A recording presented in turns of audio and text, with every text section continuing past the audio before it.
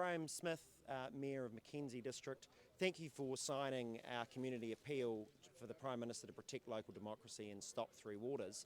From your perspective, what impact will Three Waters have on the good people of Mackenzie? Well, of course, the biggest impact is that we'll have a very, very small voice.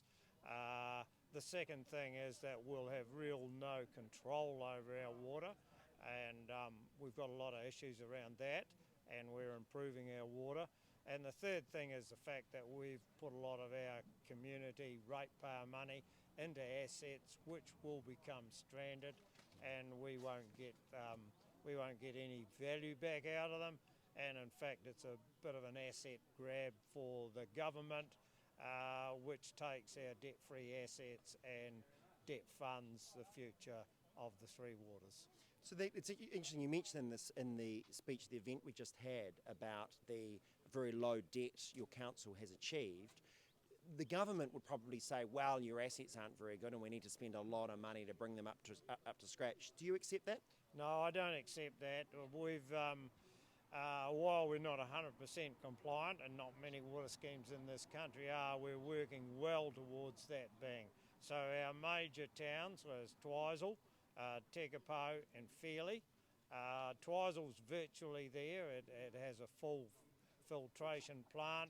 Tekapau's not far away, and Fairlie we're spending $8 million pre-Three Waters coming on board to upgrade the Fairlie water. So our towns will be well served. But we do have a large number of rural schemes which are caught in the middle, and the best we can do for them is probably chlorination, but we're not sure that we've got protozoa in our water anyway.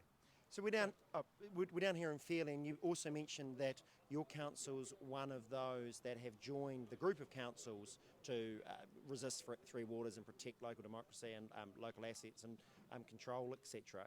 What do you say to the councils or councillors around the country that say they're against Three Waters but haven't joined you in that effort? Well, they're probably not necessarily completely against it and sitting on the fence to see where it is. I don't think it matters whether you're a big council or a small council. The issues are the same. Bigger isn't always better, and we've certainly proved that. Now, for a small council like Mackenzie, 15% of our revenue comes from water, sewerage, related activities. We employ a couple of engineers, a couple of water staff. We lose them. We lose our engineers that also not only do water, they do roading and other aspects in council.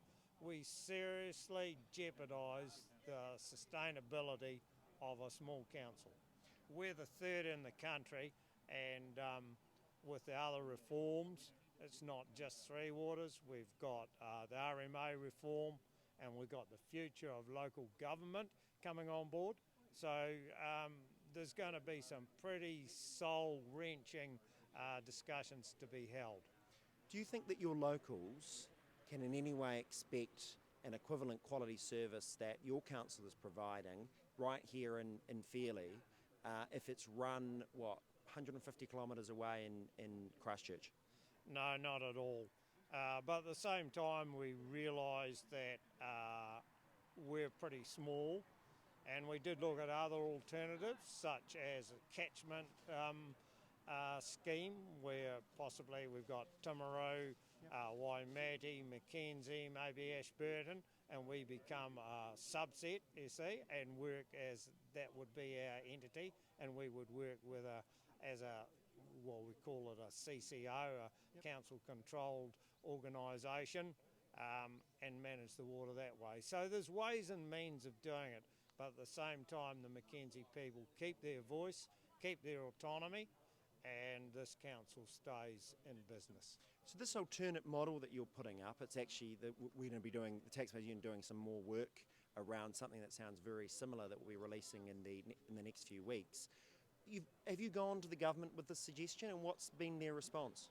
So we took I met with Minister Nanaia Mahuta in Wellington around about a month ago, and I was part of a group the Communities for Democracy, and we took a 10-point compromise plan to the government. The Minister looked at it, she said, oh, it was all very good, but we've done enough talking, we need to get on now and implement the Three Waters, and dismissed it. Mayor Smith, thank you for joining the event today and speaking to our supporters in your local community, and for signing the community appeal. Wish you best of luck, and let's stop Three Waters. Thank you very much, and all the very best, and thank you for visiting Fairlie. Cheers. Thanks.